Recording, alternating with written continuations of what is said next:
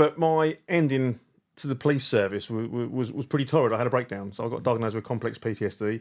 I was on my arse, and I ended up being stuck indoors for several months, trying not to contemplate suicide, if I'm honest with you. One of the things that stopped me was, if I go, I leave my kids nothing. And I was never going to let that happen. Welcome to the Roots to Revenue podcast. This is the podcast that helps small businesses grow. In the studio today, we'll have Mark from the Lawnologist, and he's going to tell us about how he grew a six-figure business within his first year. But before we get that, I need to tell you about the sponsors for today, and that is Jobber. Jobber is software that I've used for the last 10 years to run my business.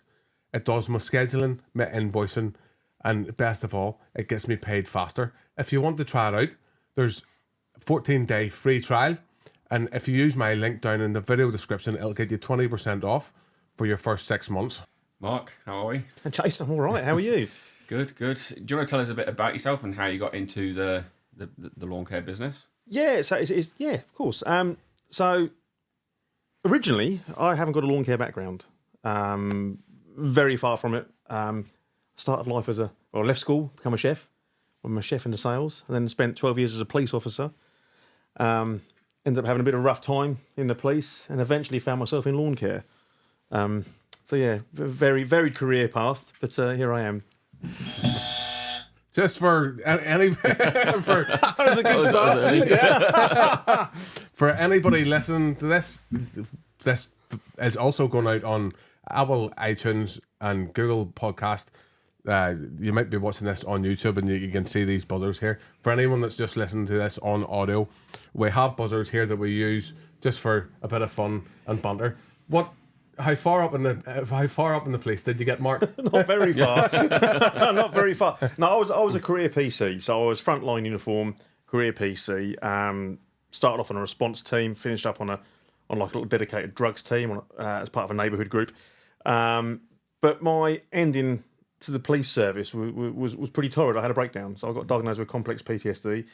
I was really, really poorly, and it coincided with me losing my dad. We had a child. We moved house. I was in a slightly political situation at work at the time that wasn't sort of doing me any favours, and I was on my arse, and I ended up being stuck indoors for several months, trying not to contemplate suicide. If I'm honest with you, it was a pretty dark time. But as it happens, and we'll probably talk about this a bit more, that ended up being the making of me, because if it wasn't for that period of my life, then I wouldn't be in lawn care now. So how did you go from being in the police in a very dark place to lawn care? Right. Well, you're partially responsible for this, Robbie. I told you this earlier, indirectly. This has come up on a couple of podcasts. Yeah, I was sort of secretly stalking you on YouTube. So we moved house just before I had a breakdown and signed off work. We moved house, and once I got through my kind of darkest days, I decided that actually the lawn needs renovating, but I'd never done it before. I didn't have a clue what I was doing, and I was kind of researching YouTube, and of course, Robbie Premier Lawns cropped up. And, nice to see. Yeah. For any, sorry, well, I haven't finished the story yet. So I renovated the lawn based upon your tips and advice. Now, this has nothing to do with you, but by my standards then, it was great. By my standards now, it wasn't. So I decided that I could maybe turn that into a business. So it was that planted the seed, so to say, for me to start lawn care. Because in fairness, you get a great deal of satisfaction from turning a crap lawn into a lovely lawn. There's nothing beats it. Yeah. For anybody watching this here or listening to it, I also have a second channel where we're talking about lawn care. Now, the tips that we're talking about today, although Mark and I both do lawn care, you can take these. You should be able to take these and apply them to any small service-based business. Yeah. Pretty much, yeah. 100%. Going to be good marketing advice here on how to grow a business. Yeah, that's right. And so sort of going back to where we went. So I decided you could probably make a business out of this. I didn't want to be a gardener. I wanted to be more specialist. So I started a bit of research to find out exactly what was out there. And in my area at the time, there's a few independent guys, mainly franchises. Now, I decided very quickly I didn't want to be a franchise. I didn't want to be giving my bottom line away to making someone else rich. I wanted to have control over my demographic. and I want to have control of my branding and how my business is perceived, how I make it look, and who I serve. And you don't necessarily get that with a franchise. So for me, I mean, it works for a lot of people, but for me, that was never going to work. It's quite expensive as well to step into a franchise model. Yeah. So that's why you do it, because it's all there and done for you. But if you have an interest and if you want to, yeah, well, this is it, and you have to stump up several £1,000s. Well, and of course you can if you want to go into franchise, you can get business loans. You can get business loans, but before you start, you're in negative equity straight away. And I didn't like that. That frightened me. I've never liked being in debt. So that the thought of that worried me a little bit. And at the time, I had a secure job. So even though I was off sick, I was probably back at work by then. Once I really started to think about this properly, because my head was straight, I was still earning 30, 40,000 as a top end PC in Suffolk Police. So, whilst timing was of the essence, it wasn't of the essence. My main thing was, let's do this right, but let's get fit. Use the police to get fit, get right, get my head straight, and get out. And that was the first sort of part of the idea. Really was right. This is where I'm heading. How am I going to get to this first point, which is to how am I going to develop my idea? And how did you go from? How did you first? Whenever you decided, right, I'm going to go into lawn care, what sort of research did you do? Wow. Apart from watching Robbie. I did do a lot of Robbie watching. Yeah. Did the same. I said quite wrong. I know. I was going to say, I'm surprised you didn't give me a harassment warning or something. I kept leaving a little message. No, Get the views up, you know. yeah. Well, actually, there's not a lot of information about setting up a lawn care business. Yeah. There's not. Yeah. So I rung around, and there's a couple of training providers that I rung around. There's around the country, mainland UK or England, and I couldn't really find what I was looking for. So I made an inquiry to the UK Lawn Care Association, and sort of said, look, and by this time I was back on the front line. I was fit, because this rolled on for a good few months. I said, look, I'm looking to get into lawn care. Can you recommend, or can you suggest, where can I get trained to do this properly? Because I didn't want to be someone that just turns up and chucks fertiliser on a lawn and then runs off again, or squirts a few weeds and scuttles off. That was never going to be my business. I want to be someone that was really invested in my customers. Customer service has always been really important to me. So I want to build my business on them values, and also, actually, looking back, probably the same disciplines that I've taken from the police. So clean, tidy, uniform. Yeah. Lawn care's very specialised as well. Yes. It's different than gardening. Yeah. There's a lot of gardeners try and do it, and then they'll do it on the side and they'll do all right, but they can't grow it at all because it is so specialised, and it does take a lot of specialist tools we're maybe going to get into. I suppose it's having the knowledge, like you were saying, you wanted the knowledge there before, instead of just going into it and throwing it on and running away, having the knowledge there. If you're going to go independent, there's two routes you can take, right? You can, the quickest, cheapest route is to phone up a fertiliser supplier or a wholesaler and say, look, can you design me a plan to treat lawns 4 or 5 times a year? Send me out a load of fertiliser. I'll follow your instructions and I'll go and do it. Yep. But if you're doing that, what do you know about what you're doing? What do you know? What do you know about soil biology? What do you know about grass cultivars? How would you know when something needs scarifying? How would you be able to give the customer the right advice? You wouldn't be able to, because don't forget that sales reps from wholesale companies want to sell. So they're going to write your program. There's your fertiliser. Off you go, mate. So that was never going to be for me. And be a copy and paste program as well. Yeah, and ethically, I wanted to be able to go to market with a product or with a service that was second to none. I didn't want to be charging for something I wasn't really invested in or didn't know enough about. The other option is you look for training. So as I say, I contacted the UK Lawn Care Association and said, look, serving police officer, I've been in a bit of a pickle. I'm fine now. Could you suggest someone or a company that would be prepared to train me? I'm willing to pay. I'll work for free. I just want to learn how to do this properly. So as it happens, I was put in contact with the best kept secret in lawn care, which is Richard Salmon.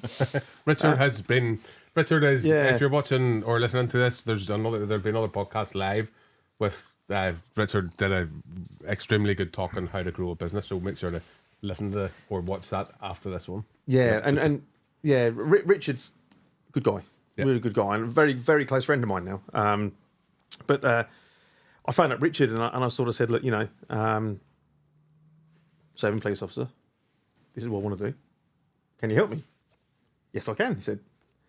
So we're just starting to get things together, and this would have been the early part of 2022, but sadly it coincided with my dad passing away, so I had to put everything on hold because I then had to deal with that, and that kind of regressed my progress a little bit. I kind of went backwards a little bit. I kind of just took a few steps back in my mental health, and I hadn't quite got to grips with my PTSD then as well. Yep. And when you're that vulnerable, it doesn't take a lot to trigger you.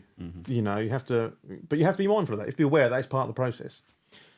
So that put things on hold, and eventually I got to train with Richard over the summer of 2022, and I thought, right, so I've got my basic training. I spent 2 full-on days with Richard, and we went through so much. I mean, I've got a book of notes that I made that day, and I thought, well, what I'll do is I'll start the business on a bootstrap. I will go part-time in the police, so there's no financial risk, really. Did you have any, going into it, did you have any money saved up, or how much did you finance out to help grow it? I haven't borrowed any money. Okay, you haven't. So let me have a think now, because it was done in stages. So I mentioned my dad passed away. Now, a byproduct of someone passing away is that you might be lucky enough to get a bit of inheritance out the back of that, and I got some inheritance from my father. So I decided around that time that I'd invest it in myself rather than pop it in the bank. I'll start investing this, and I'm going to create an asset. Because when I was in my darkest days, and when I was really, really poorly, and I was looking at the loft hatch and thinking it'd be too easy to swing from that, one of the things that stopped me was, if I go, I leave my kids nothing. And I was never going to let that happen. So that was my driving force. That was where my desire come from. And I had it in my mind that when I'm lucky enough to get some inheritance from poor old dad, then I'll invest that in the business. So I suppose initially startup costs, training. I don't want to give Richard's prices away really, but I've spent a few grand on training over the last 2 years. Yeah, a few grand. Yeah, but you can start for a lot less than that. Yeah, you can start for a lot less than that. But I didn't just have training Richard. So Richard gave me the practicalities of the business. He gave me the agronomy side of things. He taught me about soil biology. He taught me about grass. He taught me about how to scarify properly in a way that professionals would do it. He taught me how to aerate and why we do different types of aeration different times a year for different types of soil. He taught me about different types of grass used in different areas. He taught me about different fertilisers. You can't learn that anywhere. So Richard gave me this really useful backbone to my business. And I'd sort of said it to Richard then, I think I'm going to go organic. We had a discussion about the importance of organics and feed and soil biology. So I made that decision, and one of my USPs was going to be organic. At the same time, I found another business that specialises in coaching police officers into entrepreneurship. Business is called Shift Success, run by another great guy called Alex Seary. He focuses just on people in the emergency services or armed services, NHS, and his business will coach you from literally grassroots up. And so with Alex and the team, I learned about the importance of branding. Yeah, how so important that is. You've looking on your website and everything else, I think you've got a very strong brand. Thank you. It comes across really well. So branding, and I'll move on to that shortly, but branding is so important. It should be one of the first things you should be thinking about. And I'll explain a bit later how the considerations you should have for that. But I learned about branding. I learned about business banking. I learned about marketing. I learned about Facebook ads. I learned about how to really use the right language to my customers. And there's different things you can do that we haven't got time to talk about today, but things you can do to really get your language so right and so impactful. What do you think? Because that's going to play a key role in bringing in the right customers so as you can turn over the right money. So can you skip over some of that information for us? Can you give us a bit more detail there? Yeah, what it boils down to, and I'll move on to it a bit more when we get more in depth. What it boils down to is not just knowing who you want to serve, but knowing who you don't want to serve. Being able to say no is a key thing. It's a key thing in business. God, it's quite a satisfying thing as well. Actually, it's a satisfying thing to think you can get to a level where you can actually think, I don't want that person as a customer because they don't align with my business values, or I don't want that job because it's not quite what I do, and if I'm not going to do the job properly, I'm not going to do it. But knowing who you want to serve, I would say, is equally as important as knowing who you don't want to serve. And then when you get to that point and you've got an idea of who your ideal customer avatar is, I went through a place of almost imagining my ideal customer. Time poor, rich professional, large house, 2 kids, big garden, drives a Rolls Royce, wants a nice stripy lawn to entertain his nice stripy friends, or her stripy friends that like stripy lawns. That's where I want my van. That's my brand has got to sit. Yeah. There's not too many of those, unfortunately, in Northern Ireland. There's not too many of those anywhere, actually, so I have to tweak it a little bit. But yeah, so that's kind of what I learned from Shift Success. So I had Richard from Pro Lawn Care on one side. Yep. Alex and his team, Shift Success, on the other side. So in the middle of that, that's where the Lawnologist was born. And the Lawnologist, the name Lawnologist come from, it's a bastardisation of the word mixologist, like a cocktail shaker. Yep. I'm sure there's more of a better term than a cocktail shaker, but you know what I mean. Whereas I pictured my business as being a business, and this is what we do. We do tailored lawn care plans. So we're not a one-size-fits-all service. But I pictured my business as being a business that would turn up, have a look at your lawn, and think, do you know what? Yes, we're going to fertilise that today with whatever, but I'm going to add in this, and I'm going to add in that, but I'm not going to put this in because I don't think it's going to benefit your lawn today. And that's kind of where the sort of the roots of my business, the foundations were laid, is that we're going to be tailored, we're going to be bespoke, we're going to be upmarket, and we're going to serve upmarket people. Because I'd spent 12 years dealing with greedy people, and I didn't want that anymore. I wanted to be, it sounds really snobby, but you have to have a little bit of self-preservation. 100%. 100%, yeah. And that's kind of how the Lawnologist was born. And then the journey really began.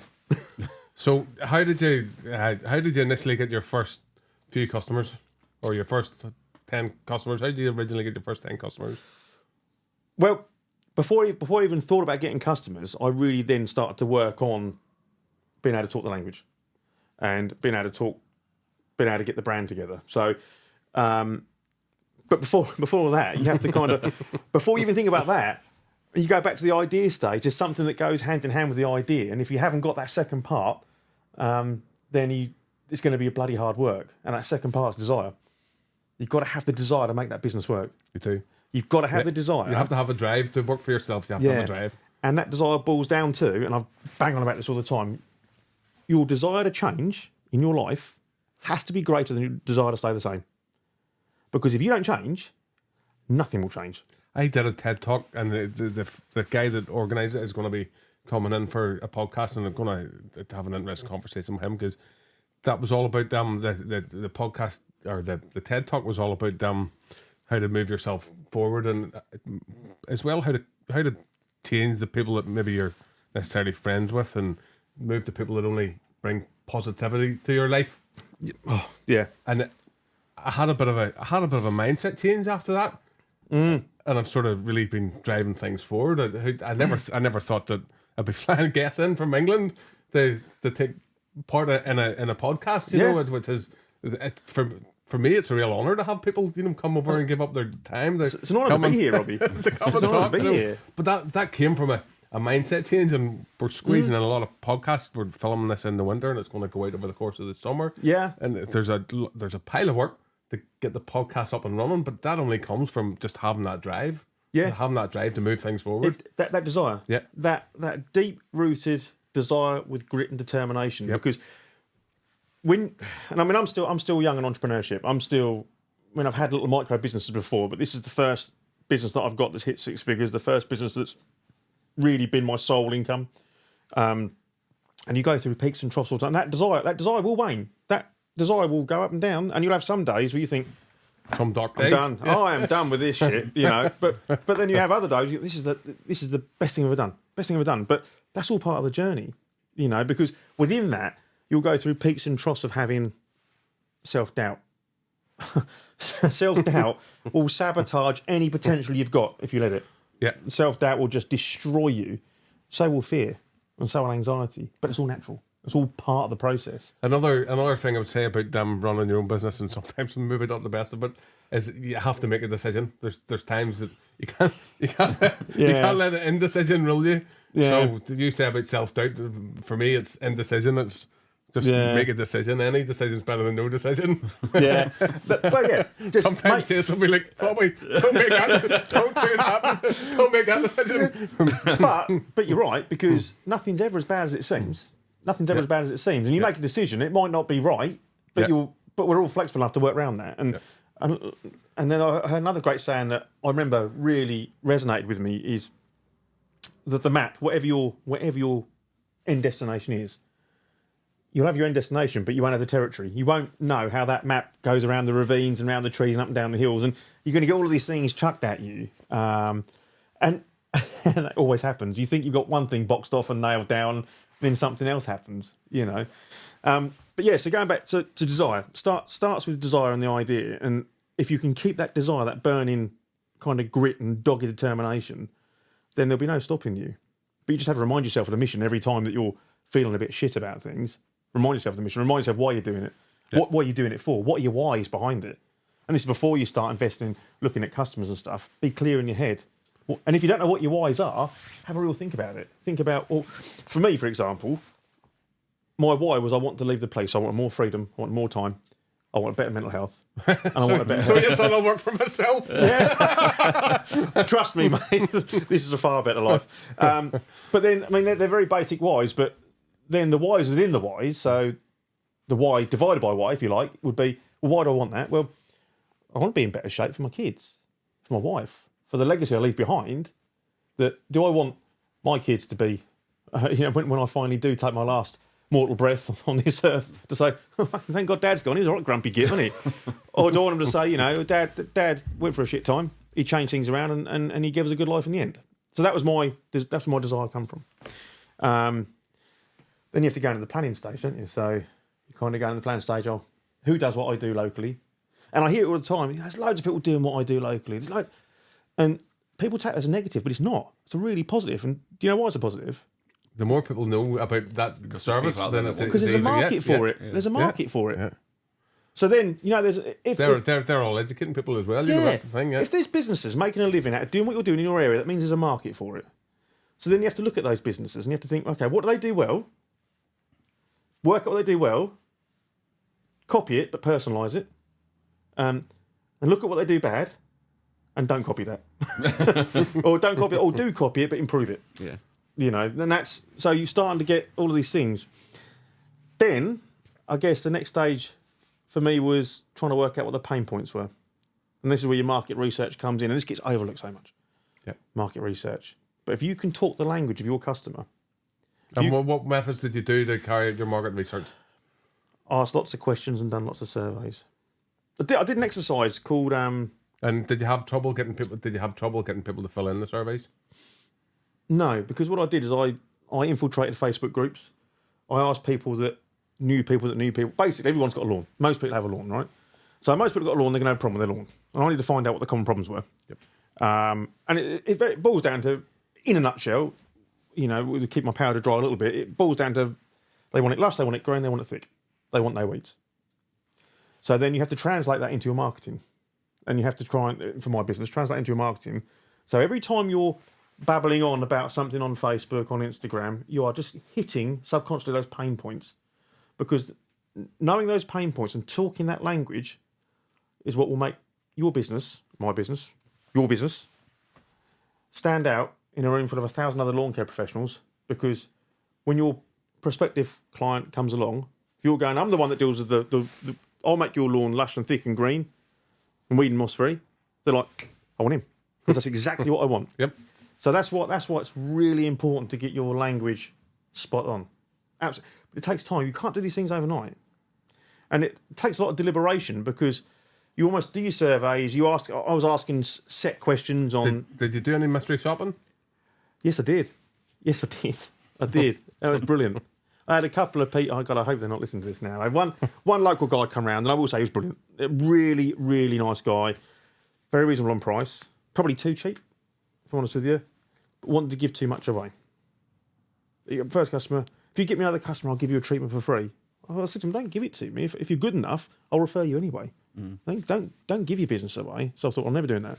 Because that's, I could get a year's full of free treatments there, and this poor lad's out of pocket. Another bigger firm come round. They're a semi-franchised business. They were in and out, 5 seconds. Said to the guy, do you think my lawn needs verticutting? What's that mean then, mate? I thought, brilliant. You know what you're talking about. It's great. So, yeah, I did a bit of market research. And I had another company round, again, in and out of 5 minutes. So I wasn't really none the wiser. It was very much a come in, fill out a form. That's how much it's going to cost you. Let us know if you want to go ahead. What? Tell me why I should be using you. How does that help me really. Other than I know you're going to be chucking something on my lawn, but what? But what? So yeah, I did a bit of research, and so when I was going back to saying about trying to understand what people do well, yep, and what they don't do so well, I took a lot from that. Like some, the bigger firm, very efficient. Turned up, had everything on an iPad, was really efficient, great customer experience. Yep. But maybe what wasn't so well was the in-depth knowledge that I wanted wasn't quite there. It's no criticism of the business. It's a very successful business, does very well. But it was not. I could see a gap there for me. The smaller guy, the one-man band and a van, really, really lovely lad. He might have been, was he maybe multi-skilled? Was he maybe more gardener plus lawn care? Or was he just lawn care? Okay. Just lawn care. Really good, but I thought he was giving too much away. Yeah. Great for the customer, not good for a business. You have to make a profit, don't you? Yeah, you have to make money. At the end of the day, you have to make money. And the third company was all great literature, great point of sale, zero communication. So each business had their pros and their cons. So I knew they covered the area. There was at least 3, and I still got other national franchises in my area as well. And I inquired about franchising them just to see what their literature was like. But I was quite happy that I could sit in between all of these businesses and have a share of the market myself. But that was through my planning. That was through kind of my research. And then, of course, the self-doubt comes in again, doesn't it? Self-doubt comes in again. Oh, bloody hell. I think I can do this, but God, look at these people. Look at these people doing it already. How the hell am I going to find customers? What are they going to want to deal with old me for? Well, you've shown that they do. Yeah, but at the time... you're just starting, you're like... Because you've only got them to compare to. Yeah. And it's like anything, business or personal, comparison is a killer of all joy. Comparison will piss on your idea before it's even started, because all you do is think, there I want to be, and I can't possibly get to that point. So again, that self-doubt loop, just you kind of have to have a rational chat with yourself and knock it out of the park again for a little bit. So... You have your marketing, here. Yeah. You have your marketing, who your customers are. Yeah. So I know now where I'm going to try and pitch myself. Yeah. So I've got an idea of what I want to do. I've got my business name. It's been trademarked by now. I was really chuffed with the law knowledge. I'm having that. It's trademarked. So that's mine now, which is quite good. My schoolboy. That's mine. Right? My schoolboy hour whenever I started up. Yeah. Just sort of picked the name, went with that. And then it turned out that the domain wasn't available and the limited company wasn't available, and so it's not really Premier Lawns isn't something. It's going to be something that I'm going to struggle to trademark. But then I have the domain. Yes, it cost a few quid, and a few years ago that the limited became available, so I took that. And it ran it as a dormant company for a while, but they were the mistakes I made starting up with probably not getting enough advice. So whenever I started my business originally, I did an HNC business before I went into it, and then whenever I started, I did the Go For It program, and that just skated over everything. That was just this is marketing, but it's not marketing, and it just ran over it really quickly, and then it just started. I really started up on a budget, but so you went a totally different way. You went a better way, and I think you got. I'm mindful that the route I took was. I was fortunate to be able to have something to invest in that. And actually, a lot of the stuff I'm talking about, you can do your own research in part, and you can find it. So you don't, that's really important. You don't have to think about having thousands of pounds to set up a business. You don't have to. You just have to make sure you're getting good advice and you're getting the right advice. Yep. And that boils down to your own motivation, actually, because YouTube's an encyclopedia of advice. It's just trying to pick out which is good and which isn't. What's going to be relevant to you and what's not. And I've done it all. I've done both. I've done YouTube. I've listened to peers and colleagues like from the UK Lawn Care Association, from you. I've listened to people totally out of the industry, but I can take from that. Before we ask Mark about how he found his first 10 customers, if you're enjoying this podcast, if you could do me a solid and smash the like button. If you know anybody that would benefit from listening to this podcast or watching it, send them a text or an email. Now, Mark, how do you find your first 10 customers? How do you go from you've done your business planning? Yeah. You have the desire, you're ready to go. Let's find out how you start getting the money in. So, got the planning done. I got me patter kind of written down. I had my branding done by now. So I'd worked out who I wanted to serve, who I didn't want to serve, and how my brand was going to appeal to these people. I didn't have any equipment. but I didn't need it just yet. I wanted to start testing the market, so I did a thing called selling the idea. So essentially, what I'll do is I'll be talking to all and sundry about my new business and saying, I'm launching soon.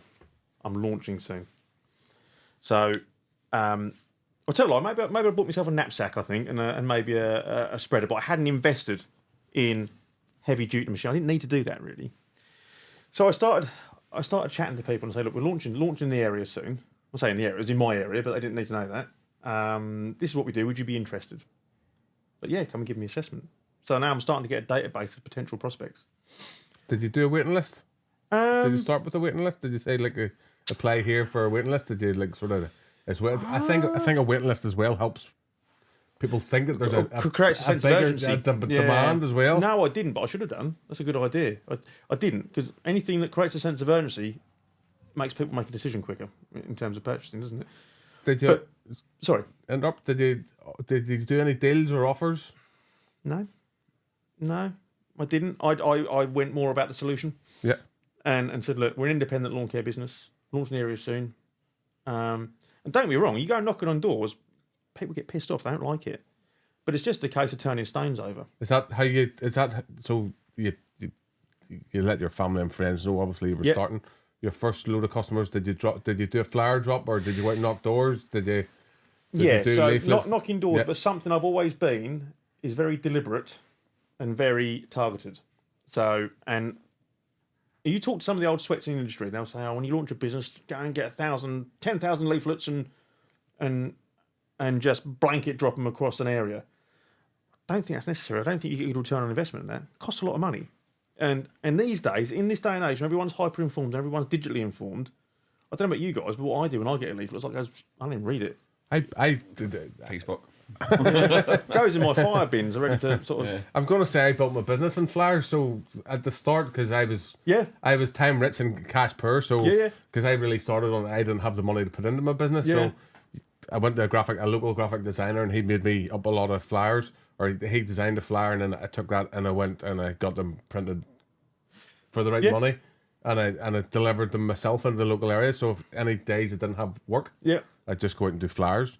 But you were probably targeting your customers and being deliberate. Yeah, you weren't just blanket. Blanket dropping. Just in the affluent areas, places where I want to work. How long ago was that, Robbie? Out of interest.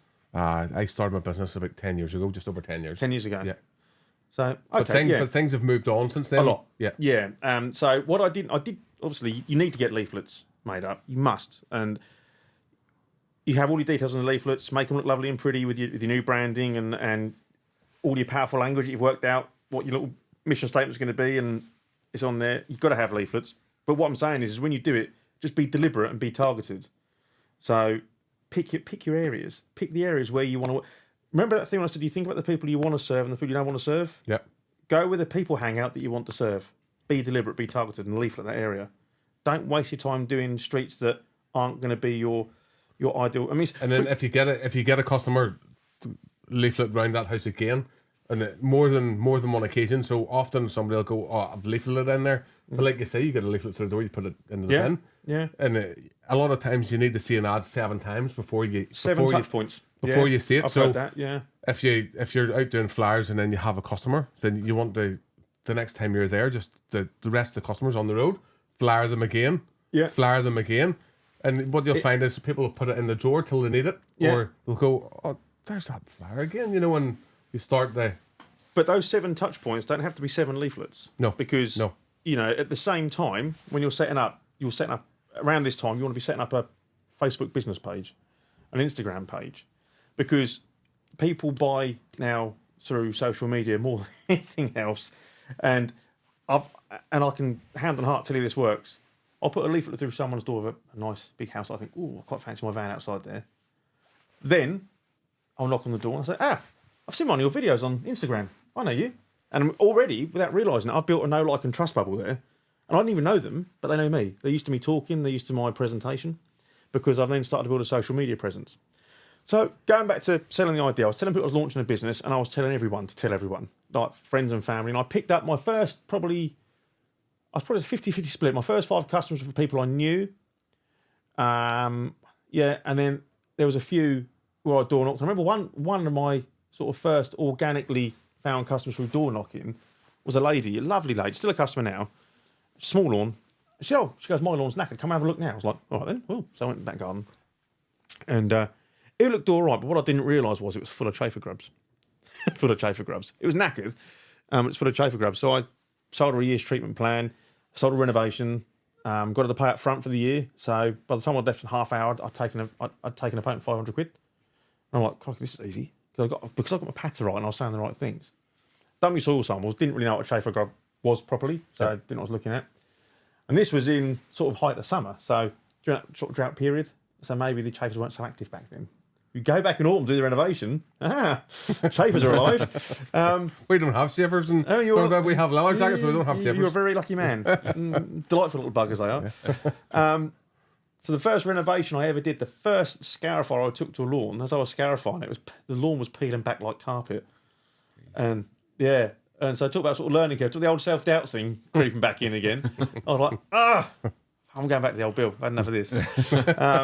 But I learned a lot from that. Learned a hell of a lot from that. So we're gonna circle back to your first 10. Yeah, sorry. Yeah. Your first 10 customers, and I know that you say that it's important to be in all the social platforms. So you did your door knocking. Yep. Did you do any other forms of advertising? Did you do flyers? Did you do Facebook marketing? Did you do Instagram? I didn't pay for flyers to be. I didn't pay for flyers to be delivered by someone else. Yeah. I did that myself. Yeah. I did that myself. On my days off from the police, I did that myself. Few parish magazine ads within my area because I want to work on density. I want to keep it close. Yeah. With lawn care, you want all your customers very close together. Yeah. If you're a spark or a plumber or whatever, Yeah. that's obviously not really going to happen. But for lawn care, you don't want to be driving too far in a van between each job. Of course you don't. Of course you don't. Time's money, isn't it? And profit. And then what I did do is I got myself taught on how to do Facebook ads. Now I can tell you my business was built on Facebook ads. And I mentioned this at a conference last year, and you can see a lot of the old sweats in the industry like sucking air in through their teeth. Like, they don't bloody work. But they did because I started launching Facebook ads at the end of August 2022 when I left the police and went live sort of September, October about renovations, and every single lawn looked horrendous, and because they had permanent die-off because of this bloody drought we'd had. So because I'd worked out, and this is how it boils back down to your planning and your foundational work, because I worked out what language to use, because I worked out what seasonal pain points were, which is really important in lawn care, seasonal pain points, I was able to put together an ad that was just hitting the bullseye. And how much sort of money were you spending daily or weekly I went through a stage, I'll never forget it, and I said this figure to someone they didn't believe me, but I went through a stage for every £60 I spent on a Facebook, I was getting £2 or £3 grand back in business. That's amazing. Incredible. Wow. Now, it's not always like that. Yeah. But at that time, the wind was blowing in my favour. I just got it right. So whenever you first started in October? I went live. Yeah, by the time I'd gone live, full time was October. Yeah. Were you already running your Facebook ads by then? I was just starting. Yeah. So August, September, I was starting to run the ads, and I was still booked up because we got to beginning of August, end of July, beginning of August, and I remember sitting in because at this time I was still in the police, still full time in the police. So I was going out, and I was door knocking on my days off and starting to get the odd treatment and starting to get my name out there, but I hadn't really started the momentum of a business. But I was getting fully booked. Yeah. And you talking off camera, you had planned to start in March, but then you sort of nearly got this interest and you went. That's exactly what happened. So the longer term plan is to kind of get the ball rolling with a view to leave in the following March. Yep. I'll get my years muddled up the following March. But we got so busy and so fully booked. I remember looking at my schedule, and I was all pen and paper then. I wasn't going to have a day off for about 4 months because I was working on my days off in the police on the business. So I said to Laura, who's my wife, I said, Laura, I'm ahead of my hands. I've created a monster. I said, what am I going to do? I said, this is meant to be easy. And again, it takes a bit of balls to leave a job that's pretty well paid. Bloody hell, I'll tell you what. A couple of times I had to talk myself off the Orwell Bridge. I was going to go, but that's a joke. But looking at that, that's just a joke. But no, I was saying to Laura, my wife, I said, look, I said, I'm going to have to cap this. I can't do the job and the business. I'm going to have to knock it on the. I'm just going to have to cap the business. She went, why the hell do you want to do that? I said, what do you mean? She goes, well, look at the momentum you just got. She goes, the future's looking really bright. She goes, leave the place. You've got my full support. Leave the place. Get on with this. Just do it. Because Loz had seen how ill I'd got. And bless her, she'd support me through the whole lot. But she'd seen her husband go from this kind of energetic man that was most of the time good fun to be around to being this absolute shell of a bloke. She wanted me out of that job like that. And I said, well, sorry. Go on. I'm going to ask, because a lot of viewers will be wanting to know these Facebook ads, they pulled in all these customers. Yeah. What did you have on them, and who did you target, and how did you? What did you have? Well, we know who your avatars is, the above average medium income. Yeah. They have a nice car. What sort of things did you target? What did you not target on your? So where most people go wrong with that, Facebook ads, when they say that they don't work for me, is they do what everyone else does, and they put a picture of a lawn with stripes on it and say, call us for lawn care. That's never going to work. How do you make yourself stand out in a room of 1,000 lawn care professionals with the same bloody picture that everyone else is? And you see the mistakes all the time. You see Facebook ads that from Cheshire. I live in Essex, from Cheshire, and they're popping up on my feed. Oh, it's irrelevant to me, so something's going wrong there as well. So Facebook ads, you've got to be, I'll say it again, deliberate, and you've got to be targeted. So talk us through one of your ads. Right. So with a Facebook ad, you've got to start it with a hook. You've got to start it with a hook. So, and the hook would be, are you a lawn owner in such and such an area with a moss problem? Would you like a free moss control with your first treatment? Something that's going to, the first few seconds, is going to hook in someone's attention. You see? Yep. Then you can go on through the, would you like this? Do you have this? Even if you think you can't do it, we're offering this. In a nutshell, I could go on for hours about this, but everything has to have a hook. Has to have a hook. Yeah. Has to. Yeah. You'll appreciate that from what you do, right? But the literature and the visuals are one part of it. It's the back office stuff that makes a difference, and this is where people really fall down. That you can be so deliberately targeted and intentional with your ads. You can make sure those ads are popping up in front of the right people that are interested in the right things. So let's talk a wee bit again about your avatar. Who did you search for on Facebook? So you think my customer avatar for my business was time poor professionals that are interested in Rolls Royces, shopping at Waitrose, Selfridges, or rich retired. Sounds really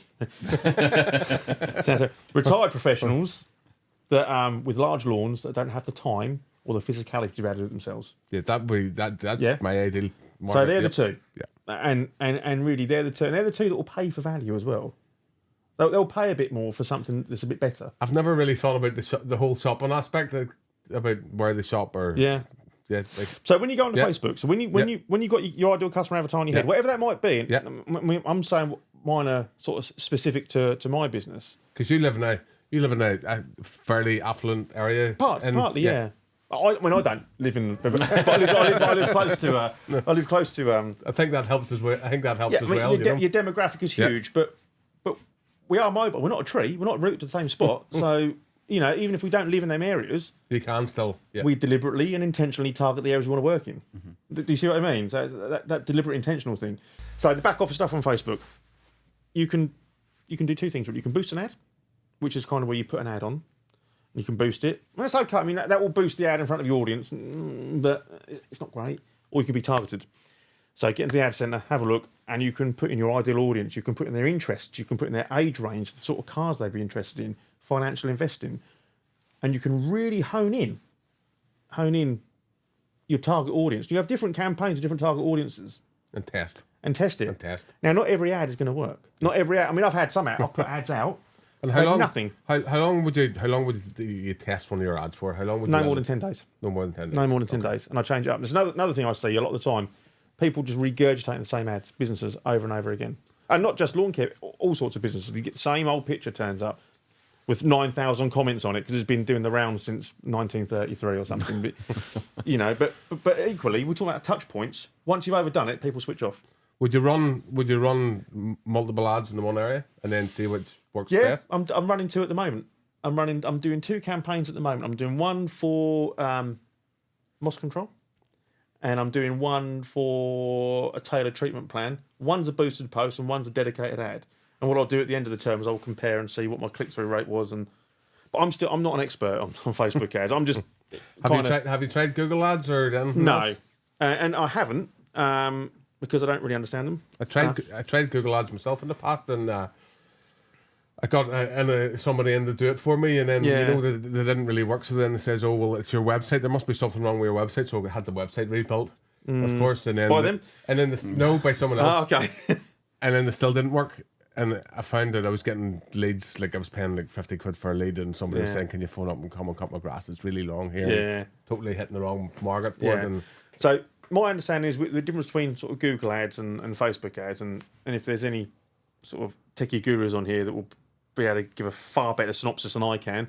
I'm just a lawn care guy that's an ex-cop. I'm not a digital designer. But Facebook ads, you can go out and you can target your ideal. Google ads, you're hoping you've got it right for them to find you. Yep. And that's the thing. But I think with a bit of website optimization, and if your SEO is right on your website, and you're running a good ad campaign, that should be enough. My business was built just on Facebook ads. I think that's and a bit of door knocking. I think that's something I never really thought about with Facebook.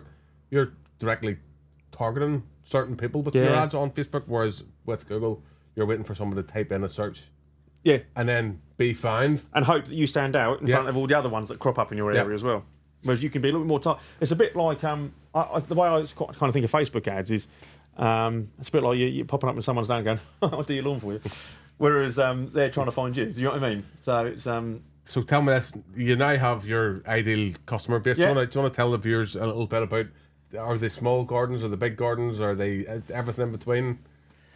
So we started, and anybody that's starting a business, I expect will do the same. I started just by taking whatever I could take, but then I very quickly realised that I should be maximising my demographic. And there's a lot of large homes with a lot of large lawns in my area or close to my area, and I thought I'm going to start gearing my business towards that market, because what I found was there's a lot of other businesses out there that do a really good job of doing small to medium sized lawns, but tend to be a bit frightened or veer away from doing the large one. And I get why.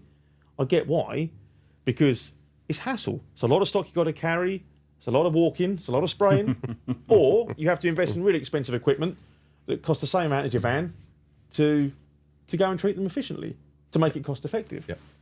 So I kind of thought, well, someone's got to do it. Might as well be me. It might as well be me. Yeah. So I did, but what I did is I waited until I won a big customer before I invested in machinery. I waited until I won a couple of big ones that were just about bearable with a knapsack and a spreader before I started investing in better machinery and better equipment to do it. What I didn't want to do, and I just advise against anybody doing this, when you invest in a business, something like lawn care, invest more in your development and your training than you do in your equipment to begin with. Yeah. Because if you can buy all of this bloody equipment, have the shiniest stuff sat in your garage, all like here, no idea, and you have no idea how to use it, or no customer set it on. But if you invest in invest in yourself, yourself, yeah. And don't think about the cost of it, but think about what it will create you, and that's the key thing. Don't think about the cost, think about the creation. What you get at the end of it, you'll be able to buy the best machinery ever in a few months' time because you've done enough business to pull it in. You know. Yeah. So. Yeah, I started off with the smaller customers, and then I gradually started. You sort of morph and you find your own. Started to think that my niche was going to be a bit bigger. Yeah. We were branded to suit them sort of places. I was quite comfortable talking to those type of clientele, and that's I suppose my police experience puts you in an advantageous in a way that you're happy to talk to anybody at any level because you become comfortable doing that. And do you use what software do you use to manage your business? Jobber. Oh, happy days. Jobber. One of the best things that I did was that really made my business so much more efficient. So when we started to take off, and I started off with a paper and pen and a diary, and that's just, you get more than 40 customers, it's impossible to keep on top of that and treatment records and stuff. Yeah. So I started to then slowly look at CRMs, and I think I spoke to you actually, Robbie. I think We probably had a phone call about it, about Jobby. Robbie and Jobby. Sorry. Don't forget about that link. Yeah. They'll be like, give it a go. So by the January, I then had to invest in a CRM, and Jobber made perfect sense to me simply because the customer experience. The customer experience Second job to was just unbelievable. And so not just us as customers, but our customers' experience as well. The customer hub, the booking system, second to none. Yeah. What's CRM for those who don't know as well? It's client management software. Yeah, I'm glad you said that. Customer record management, client record management. So it does everything. And do you do the auto pays, or do you just sit? Yeah, we do it all. We do it all. So we offer pay as you go. Yeah. We offer a direct debit system as well. Because the good thing is with Jobber, it runs hand in hand, doesn't it, with QuickBooks? Yep. So that just negates what you spend on Jobber, negates the cost in bookkeeping fees because it does it for you. And so we do auto pay. Customers can, or we prefer to call them clients because we work with them on more than one occasion. But clients can save their card details on the system. Yeah. Whenever I remember whenever I first started, and people used to send me checks, and people would be like, "Oh, I don't want to try online," and then they would just try it once, and they'd be like, "Oh, no more checks, Robbie." It's dead easy. The next time they log in, their information's already there, and they just pay. It speeds up how quick you get paid. That's the other. It really does. And unless you've got a customer that keeps forgetting they've got their card on the system, so that happens few and far between. Yeah. But I'm lucky because that aside, because Jobber added just another dynamic to my business, and because we targeted customers we knew we were going to work with, we've managed to I and my wife managed to build a business where we've got the best clients we could ask for because we all work together. So and they're used to rich, well-off clients are usually really good to work with because they're too busy to mess about with stuff. So if you've got a really smooth service up and running, then it just flows. You tend to find the problem customers are the people that maybe don't necessarily can afford it. Yeah, and they're always worrying about stuff that aren't. This is it, and certainly lawn care. It's a luxury service. Yeah, it's a luxury service, but like any service, you can pay low end and get low end service. Yeah, you can pay reasonable prices, which is where I say we're reasonable. Yep, but our value is second to none because we give so much more, we do so much more than just turning up and putting fertilizer down. We're so tailored. And we'll condition soil where other people won't. Yep. So what do you see for the future, Mark? What do I see for the future? Well, I just want to keep doing what I'm doing. I want to build a team. I've got Johnny with me now, so I've got a full-time member of staff. He's just an ace in my pack of cards. He's a really good guy. Employees are the life and soul of your business. That's look after your employees, and I was hoping to get a similar sort of comment then. Well, yeah, you're sat next to him. I'll tell you later. but look after your employees, and your employees look after the customers. That's it. But we're going to scale. But what Johnny and I have said, and I very much brought Johnny in the business with a view for him to be a part of the growth. Johnny's not just a lawn tech. Johnny is someone that is really passionate about the brand. He really loves what we do. He's been with me part-time for about 6 months now, but has already changed the dynamic of how we operate because he's got outside experiences, not from lawn care. He's not from the industry at all. That he's brought to the party that we're able to implement. Yep. So my plan, Johnny's sort of my wingman. Yeah. Must say, Jason's brought plenty to the party. You had to say that as well. But yeah, so really, it's just to keep doing what we're doing and keep refining, keep tweaking, keep that customer service excellent. That's what we built our business on: is incredible customer service and incredible value, and just try and scale up at a managed rate. Yeah, a managed growth rate. What I did last year, and I anticipate doing it again this year. If we start to get an influx of leads, the marketing tap goes off because you can very quickly grow beyond your capabilities, and then something will happen. Your service will suffer, or you'll have a nervous breakdown, one of the two, and neither's going to happen in my business. So I can identify with that. Run a YouTube channel. It's amazing the amount of work it brings to you, but a lot of people would watch my videos and then think I have all the time in the world, when in actual fact I don't. We've had to take the phone numbers off the website because you just get a lot of people wanting information. Can you help me? And you're like, I'm sorry, this line's only for quoting. And you're like, oh, I just have a question. You're like, look, you're the 10th one today. Yeah, I'm trying to treat lawns here. I'm trying to earn a living now. You know, if you want a question answered, leave it on the video, and I'll get to it whenever I can. That's going to be the fastest way that you're going to find information from me. But people will just talk. Oh, but it'll only take a minute, and you're like, I'm sorry. So it got the stage where we couldn't even pick up the phone. So I thought, well, I can either employ someone to do that. I'm not really wanting to grow too quick, so I took the phone numbers off the website, which just seems a bit mad. A lot of people are like, well, your head must be cut, but I don't want to grow too quick. I think you kind of gotta think logically, and you know, it's very easy to think to be ego led when things are going well. I think, well, I'll have more, but that can really backfire because you've only got to upset one good customer or get one bad review, and your momentum falters. You know, so for the future, we are scaling, but it's going to be managed. And as we scale, the team will scale. Yeah. Well, you've had a good target in your first year. Yeah. You have an employee already in place. Yeah. You're about to buy a second van, or you've bought a second. It's on order at the moment. Yeah, another van coming. You bought a second van, so you can see where that's going. And we're looking at that wheel. We know what one tech and one van can produce now in terms of turnover. So would you expect one van to hit 100? About 100. About 100, yep. With the right type of clientele and the right type of work. Yeah. You know, if you one van doing 20, 30 little lawns a day might struggle, but if you've one van doing 3 or 4 large lawns a day, then the turnover's going to be there potentially. And the difference is whilst you're using more product on the bigger lawns and the tools cost significantly more. Yep. You're there less. Yep. It's less stopping and starting, less customers, less hassle. That's my theory, because you can keep everyone happy, you see. Yeah. But it's all boils down to, I think, you were talking about pillars in your some of your entrepreneurial traits earlier, and I think I've got 3 in mine.